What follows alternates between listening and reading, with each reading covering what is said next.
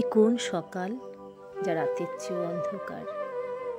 আজ বড় কষ্ট হচ্ছে বন্ধুরা, যে আমরা কোন সমাজের মধ্যে দিয়ে বাস করছি। সাম্প্রতিক যে ঘটনাগুলি ঘটছে তাতে মনটা খুব ভারাক্রান্ত হয়ে যাচ্ছে। ঘুম থেকে উঠেই মনটা কেমন অন্যমনস্ক হয়ে যাচ্ছে। চোখ রাখছি মোবাইলে, বিভিন্ন আপডেট খবরে, টিভির খবরে। ভালো লাগছে না। আমার ছেলেটাও তো বড় হচ্ছে, কোন পৃথিবীতে আমরা ওদেরকে রেখে যাচ্ছি। আজ বড় সেই মনীষীদের কথা মনে হচ্ছে। নেতাজি সুভাষচন্দ্র বোস, স্বামী বিবেকানন্দ, দেশবন্ধু চিত্তরঞ্জন, বিনয় বাদল দীনেশ, মাস্টারদা সূর্য সেন। তারা আমাদের দেশকে বুক দিয়ে আগলে রেখেছিল, তাদের রক্ত দিয়ে আমাদের দেশকে স্বাধীনতা এনে দিয়েছিল। আর কোন স্বাধীন দেশে আমরা বাস করছি, যেখানে প্রতিটা মুহূর্তে এখন আমাদের মনে হচ্ছে যে কোথায় আমরা বাস করছি।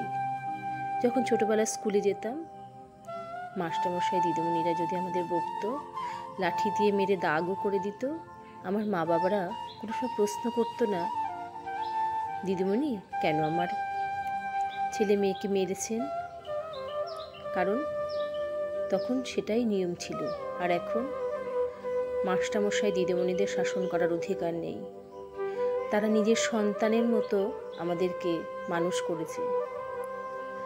ছোটবেলায় আমরা যখন রাস্তাঘাটে বেরোতাম, হয়তো অনেক সমস্যা হতো, মিডিয়া তখন এতটা স্বয়ংসম্পূর্ণ ছিল না, বা প্রত্যেকটা মুহূর্তে আমরা খবর পেতাম না, কিন্তু এতটা দূষিত ছিল না সমাজটা আজ থেকে 30 বছর 40 বছর আগে। খুব কষ্ট হয় বন্ধুরা, কি করব, তাই কিছু কথা তোমাদের সাথে শেয়ার করলাম। প্রত্যেক দিনের মতো নতুন একটা সকাল শুরু হলো, কিন্তু সকালবেলা উঠেই মনে হয় এ কোন সকাল যা রাতের চেয়েও অন্ধকার। সুপ্রভাত বন্ধুরা, তোমরা নিশ্চয়ই খুব ভালো আছো এবং সুস্থ আছো। আমরাও ভালো আছি, খাচ্ছি দাচ্ছি, প্রাত্যহিক কাজকর্মগুলো করছি, কিন্তু তার মধ্যে থেকেও না মনটা খুব ভারাক্রান্ত হয়ে গেছে। পারিপার্শ্বিক পরিস্থিতিটা ভালো নেই। আমরাও প্রতিবাদে সামিল হচ্ছি, কিন্তু জানি না এর শেষ কোথায়, আমাদের সামাজিক পরিস্থিতি কোথায় যাচ্ছে। কিন্তু তার মধ্যেও তো আমাদের বেঁচে থাকতে হবে, প্রাত্যহিক কাজকর্মগুলো করতে হবে।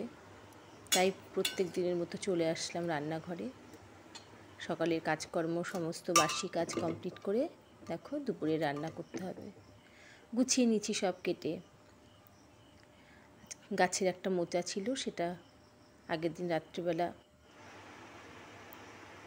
পরিষ্কার করে রেখেছিলাম, সকালে উঠে কাটলাম। আর বাজারে গিয়েছিল, বাজার থেকে একটু ইলিশ মাছ আর তেলাপিয়া মাছ নিয়ে এসেছে। তো ইলিশ মাছটা কাটাই ছিল, তেলাপিয়া মাছটা বাড়িতে কেটে নিতে হলো। তো ভাবলাম আগের দিন সর্ষে বাটা দিয়ে ইলিশ মাছ করেছিলাম, তো আজকে কাঁচকলা আলু দিয়ে পাতলা ঝোল করি। বর্ষার সময় তো ইলিশ মাছটা খেতে বেশ ভালোই লাগে, আর খেতেও ভালোবাসে বাড়ির লোকজন।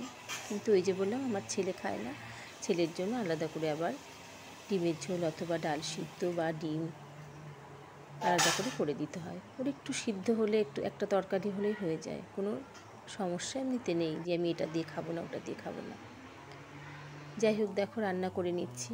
আর কিছু কচুর শাক কেটেছিলাম, সেই কচুর পাতাগুলো ছিল, তাই একটু ভাবলাম কালো জিরে ফোড়ন দিয়ে কচুর শাকগুলো নেড়ে রাখি।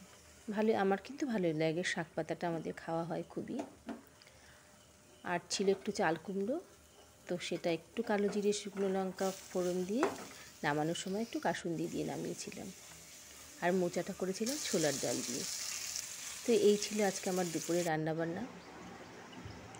ওই যে বললাম, মন ভারাক্রান্ত থাকছে, বিভিন্ন সময় মোবাইলের খবরে খোঁজ রাখছি, টিভির খবর দেখছি, কিন্তু সব কিছুই করতে হচ্ছে। তাই তার মধ্যে থেকেও তো রান্নাবান্না, ঘরের কাজ, এগুলো তো করতে হবে, আমাদের তো বেঁচে থাকতে হবে বলো। মাঝে মাঝে ভাবছি যে কোথায় যাচ্ছি আমরা, খুব কষ্ট হচ্ছে বন্ধুরা, কিন্তু কি করব বলো, দেখি শেষ পর্যন্ত আমরা কোথায় গিয়ে পৌঁছাই। যাই হোক, রান্নাবান্না কমপ্লিট করে দেখো গ্যাসটা মুছে নিলাম, মুছে বাসন টাসন মেজে সমস্ত গুছিয়ে রেখে চলে যাব চান করতে। চান করে আবার দুপুরের খাবার গুছিয়ে দিয়ে একটু বিশ্রাম করে আবার বিকেলের কাজ। তো তোমরা সবাই নিশ্চয়ই খুব ভালো আছো এবং সুস্থ আছো, আমিও ভালো আছি। তো যারা যারা এখনও আমার চ্যানেলটি সাবস্ক্রাইব করোনি তারা অবশ্যই আমার চ্যানেলটি সাবস্ক্রাইব করবে, আর ভালো লাগলে একটা লাইক, কমেন্ট, শেয়ার করো। তোমরা সবাই ভালো থেকো।